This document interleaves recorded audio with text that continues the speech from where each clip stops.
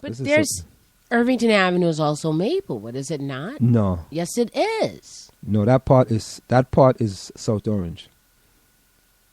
I think we had this discussion before because No, at that's some South Orange. point it turns into Maplewood. It might be Maplewood on the right-hand side, right? No, that's all South Orange. It's all South Orange. No parts of that. Maplewood might have been like 2 or 3 blocks over. Carol lives at Maplewood. Right, she lives on Union, I think. I live on Union, I think. Union Avenue, right? Somewhere over there. Yeah. She lives like in the middle of that block on the right-hand side. On the right-hand side might be Maplewood, and on the left-hand side is South Orange. Yeah, on Irvington Avenue. You know the car washes? Yeah. That's South Orange. You know where the gas station is? The Delta gas station? That's South Orange. And if you go a little further down, that's Newark. You got Ivy Hill. You got the Walgreens. You know, that's Newark. But where that extra is, that's Maplewood. Right, the extra is in... It's in Maplewood. Because No, yes, it is. No, the extra is not in Maplewood. How much do you want to put on it? 100? The extra is in Maplewood? Yes, it is. Okay, yeah. I'm, all right. you know, anything to get some extra money.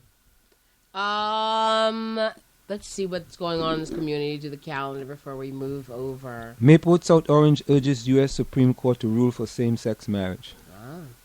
What do you think about that? I don't have a problem with that. Okay. I mean, you know something? If that was about 30 years ago, There would be some revolutionary thing. Yeah. But now, you know, hey, listen. Yeah, each his own, man. Whatever you want to do with your life, I'm not going to try to control what you want to do with your life. You know, I don't think anybody should, you know, dictate what you want to do with your life. If that's what you want to do, hey, listen, more power to you. Well, I think that, you know, it doesn't really matter what a town does or a state does if it's not recognized by the federal government or another state. So if you get married in this town or in this state, and then you take that marriage to, you know, a state that does not recognize same-sex marriage, then you have all kinds of issues. So I think that that determination should be made on a federal level, and I understand that it's going into the Supreme Court. But if it's not recognized in another state, then the benefits of marriage, thrown out the window. Some states recognize cannabis as legal, and the federal government recognizes as illegal. That's right.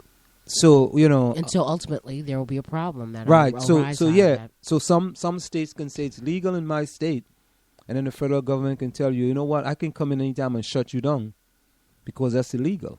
Mm-hmm. And if I come out and decide I wanted to raid for whatever, you know, I tap your phones, you know, I listen to all your discussion, and I say I want to put this person out of business. You know, they just come in and decide to shut you down. That's right. That's part of the system that we live in. That one state may have rules or laws that another state does not have. And so ultimately it becomes a federal issue. But no worry on that.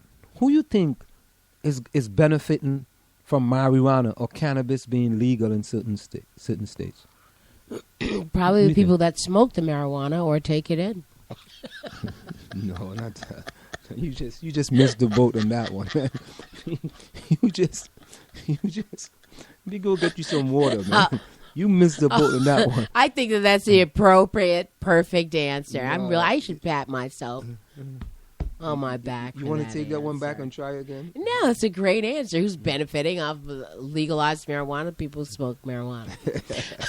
Okay. Hey, you know. Oh my goodness.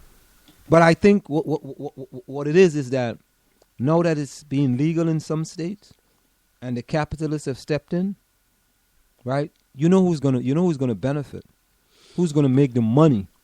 Oh yeah, I mean, you know, you can ask that about anything. Who benefits from war? Yeah, but back then, when they wanted to make it legal, because we had all those illegal trees in the forests or whatever however you want to call it, right? They would have locked you up. But all of a sudden, like in Jamaica is gonna, legalize it in some form. Oh, really? Yeah. As a matter of fact, yeah. In Jamaica, they have come up with a certain amount is considered to be legal. So, let's look for that. Before we go, let's do what we normally do. Let's go to West Wing Week. West Wing Week is a summary of what happened at the White House for the past week. Okay. So let's take a listen to West Wing Week. And we come back. We're going to come back with that story on cannabis being legalized in Jamaica. Here we go, West Wing Week. West Wing Week! Welcome to the West Wing Week, your guide to everything that's happening at 1600 Pennsylvania Avenue. This week, the president broke bread with my brother's keeper mentees. Shared the stage with Eric Holder and Aretha Franklin, and welcomed law enforcement officials and Peace Corps volunteers to the White House, while the vice president was in Guatemala to discuss investing in Central America. That's February 27th to March 5th, or just a souvenir. On Friday, the president welcomed Liberian President Ellen Johnson Sirleaf to the White House. They discussed the ongoing Ebola response and the region's broader plans for an economic recovery. Later, the president imparted some wisdom to the mentees of his program, My Brother's Keeper. Remember what I said, don't be overly stressed. It's all good. It's going to matter a lot more what you do when you get to school than which school you go to. The president wrapped up the workday at the Department of Justice, He has been one of our finest. where he paid some RESP ECT to his outgoing Attorney General, Eric Holder.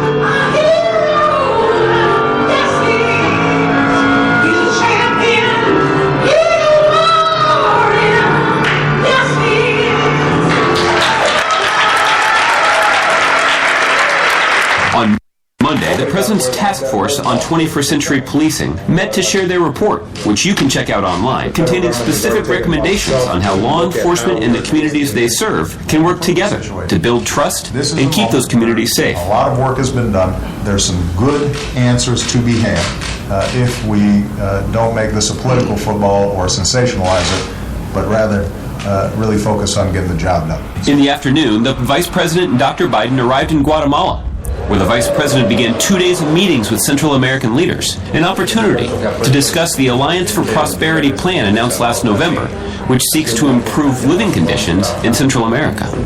Together with the Vice President, the Central American leaders outlined the road ahead to stimulate economic growth, reduce inequality, and target the criminal networks responsible for human trafficking in their countries. On Tuesday, Secretary of Defense Ash Carter joined the president in the Oval Office for a meeting about the secretary's recent trip to Afghanistan.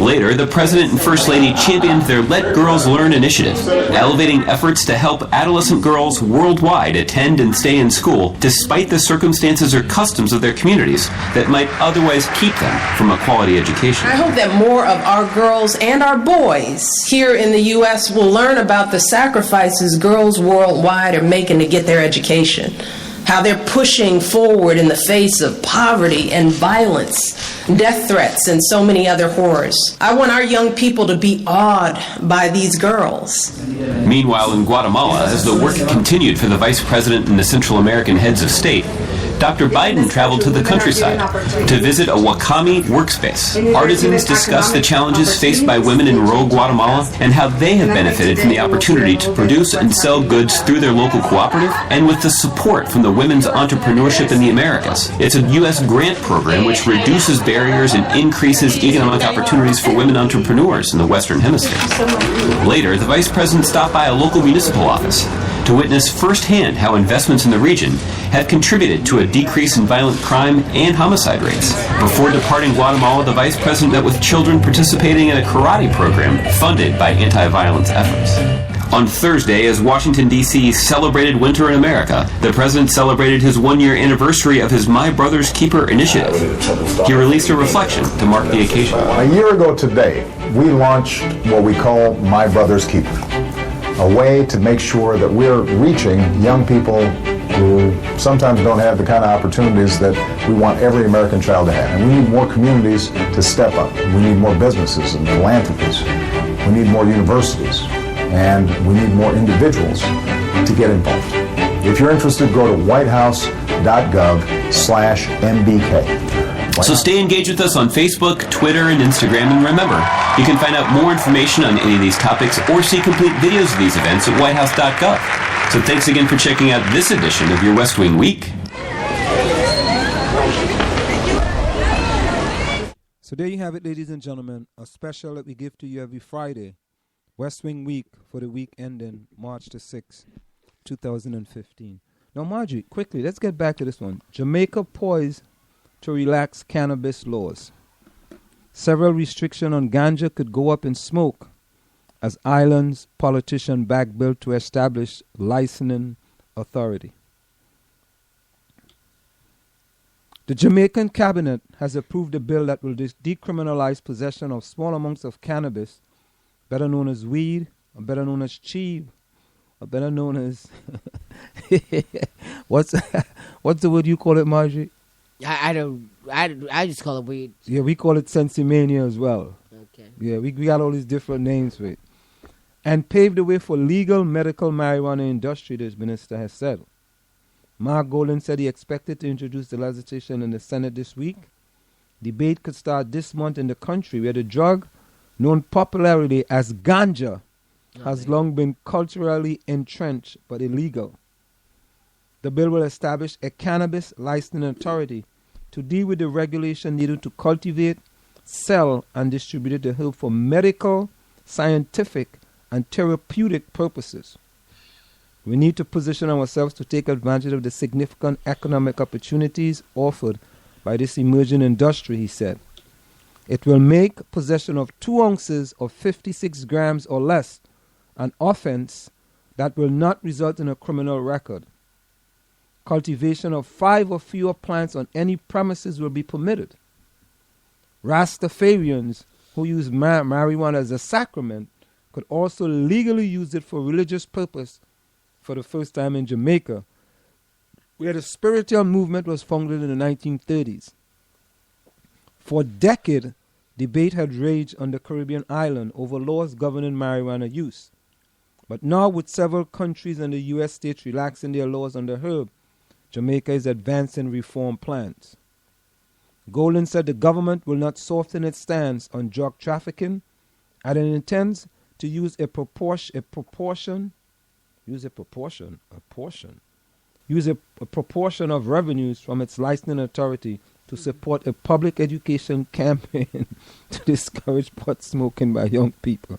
So we're going to sell weed, take the money, and try to discourage you from smoking weed. Oh, same way they do cigarettes, yeah? By young people and mitigate public health consequences.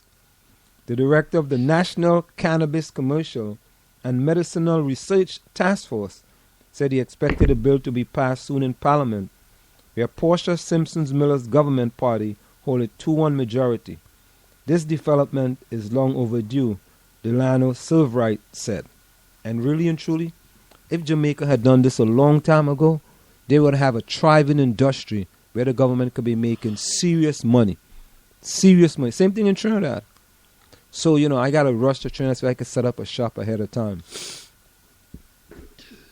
So well, if it were really regulated, it'd be regulated the way cigarettes are. And then there would be, again, yes, corporations creating those.